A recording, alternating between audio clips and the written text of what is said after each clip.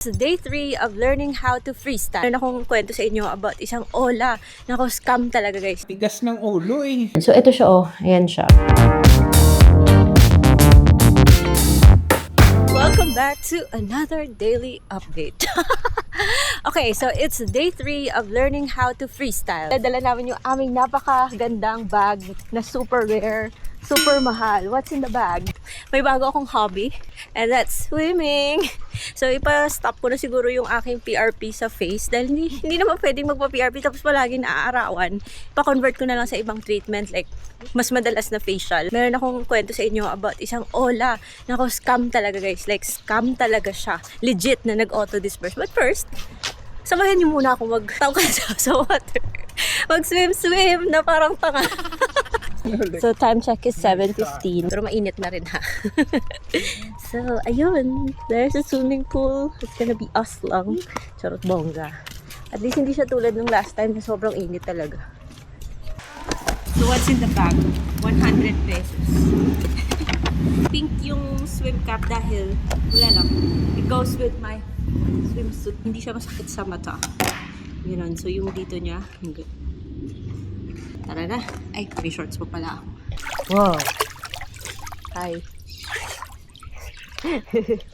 Ano ba, you're supposed to put your swim cap in the pool, pero dito ko na yun gagawin.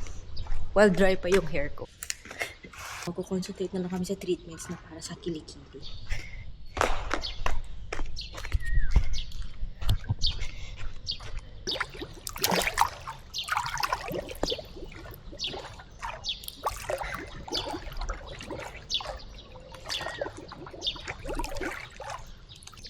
Gawa ka ba?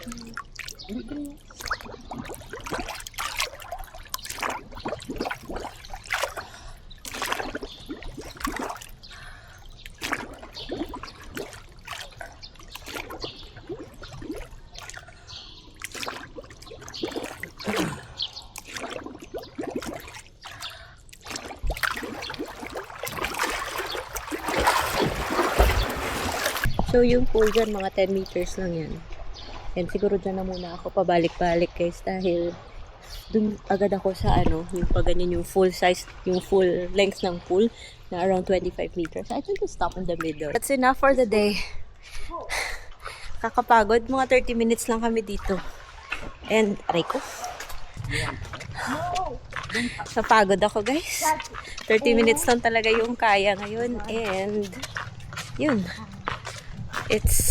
Marami-rami pang practice nito. Nagpahinga na ako ng konti, guys, and now magluluto ako ng brunch. And what we're having today is pasta. For my husband is 250 grams to 350 grams of uncooked pasta. Marami yan, ah. At siguro ako mga lang, kasi today is a slow day. Hindi naman masyado marami calories na burn ng swimming. So I'm just gonna go with like a 100 grams pasta siguro. Maingay ba yung fan? Anyway, so as mentioned kanina, I'm going to talk about this learn platform na nako guys, sobrang scam talaga. If pwede lang iwasan nyo. But magluluto muna ako. So, later, 254 grams of pasta. Dried pasta. Tingnan nyo kung gaano yun karami mamaya pag naluto. Ito naman sa akin guys, yung 80 grams of pasta. I wanted to do 50. Pero medyo diet tayo today. Kaso pag naging 50, na yan eh. Bitin na bitin. So, I just did a taste. Siguro, so gawin ko na nga lang 100.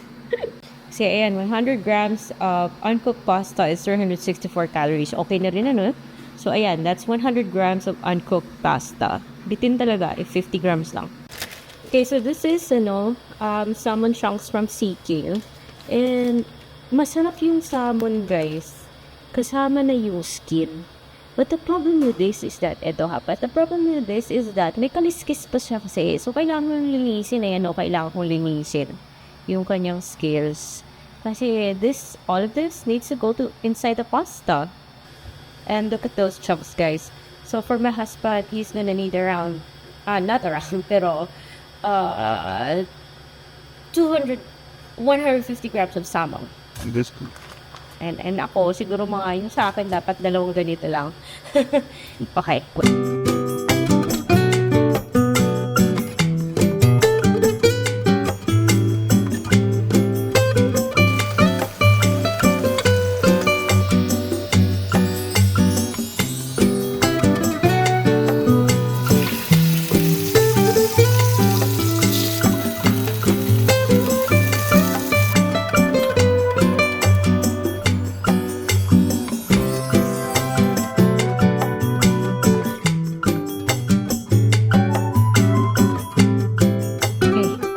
at pahinga muna si boss.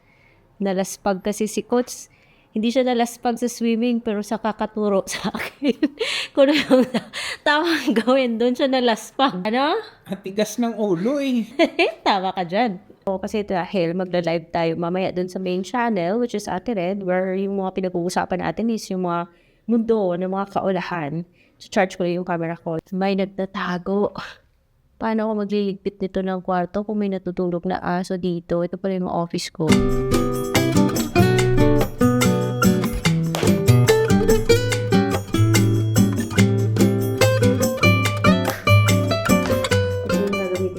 Microphone while tayo nagla-live. So, it will be connected dito sa aking computer, sa aking laptop. I'm currently on my Insta 360 na Ace Pro na camera. I'll be using this for the rest of the vlog. Ayan, naka-magnet kasi yung microphone. O, ayan. Okay, so while nag-charge yung aking main camera kasi magla-live tayo mamaya dun sa ating main channel. Kasi gusto kong pag-usapan yung scam na loan app na to. Okay, certified talaga nag-auto-disperse siya. So, check ko lang kung nag-email yung customer service nila sa akin. Tapos yung pangalan pala ng Ola na to ha. Yung talagang para sa akin, scam talaga siya. Ewan ko sa inyo, pero scam talaga siya. So, yung loan app na to ay si Cash X. Tapos ito yung dating si Cash AI, tapos naging si Cash AI, tapos ngayon si Cash X na siya. The reason bakit I talk about online loan platforms. So, yun naman talaga yung main kong topic dun sa main kong channel.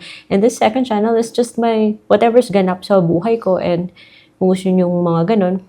So, yung nangyari kasi, di ba, may sinubuko ang isang online loan platform. Ito si CashX. Under siya sa kay GA Orubia. And wala po siya sa list of recorded online lending platform. So, may pinapakita siyang registration number. Pero wala siya sa list of recorded online lending platform. So, walang reply yung customer service nila because I threatened them, guys. Natin kung nasa Google Play Store pa rin siya. Kasi I'm sure, tulad sa nangyari kay Kashaya dati, may platform sila, nagpapautang sila online. Dapat, aside from their main registration number as a lending or financing company, meron silang secondary license or yung OLP nila or online lending platform nila is registered. So, ito siya, oh. Ayan siya. Okay na buhay. Pero hindi na ako mag-wonder kung sakali mawala to.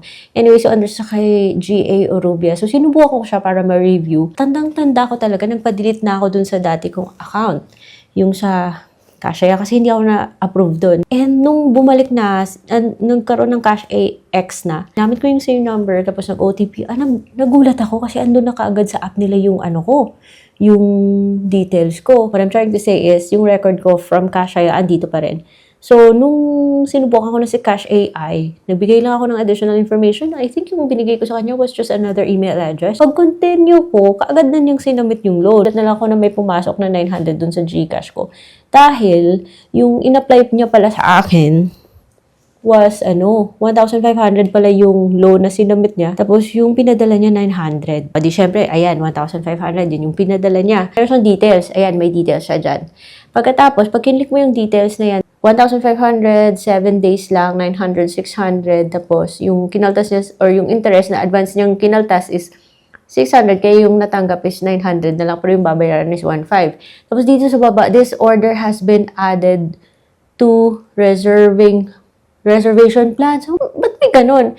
Kinlik ko yung question mark. So, sabi niya, your next loan is book. Kaya pala nag-auto-reloan to. Kasi sabi niya, your next loan is book. Repay on time for lower rate. You can also get a discount for this loan. Tapos may cancel booking. So, kung hindi mo yan namalayan, tapos binayaran mo yung 1,500 na yan, kasi repay button lang yung andito. Kung hindi mo namalayan yung dito, ay diretso na siya agad mag-a-apply siya ng panibagong loan. Pray na lang na marireject ka. Kinlik ko yung cancel booking. Tapos may sabi pa siya, cancel this product request. O, syempre naman. Ka naman uulit sa ganitong loan. Wag na be. So, yung ginawa ko, cancel. Kasi sure naman talaga ako mag-cancel. At saka lumabas yung dalawang buttons na dito. Yung isa, repay and borrow again. Yung isa, repay now. So, yung dapat mong pipindutin is repay now, ha? Iwasan nyo yung repay and borrow again. Pero ito, hindi po dyan nagtatapos dahil tricky siya. So, on the 7th day na, nako, may mga na siya, ha? May mga threats na siya on the 7th day, ha? I swear. Talaga, promise talaga. Cross my heart. Yung kinlik ko talaga, nung binayaran, yung 1,500 na yan, yung kinlik ko talaga is repay now. Kasi ayoko talaga yung auto reload, ha? Repay now talaga yung kinlik ko. So, yun, nagbayad ako ng 1.5. Diba? Napaka-unfair. Itatak mo sa utak mo, di kami papayag na di ka makapayad kahit sino pwede madamay, mapaanak, asawa, nanay, tatay. Kapatid, katrabaho mo yan. Oh, grabe ang sipag nilang mag-set. So, yun, binayaran ko yung 1.5. Okay, fine. This time, maybe nagkamali ako. Kasi join auto renewal. Okay? May cancel, may join end order. I'm sure talaga na inex ko yan eh. Sure na sure talaga ako inex ko yan.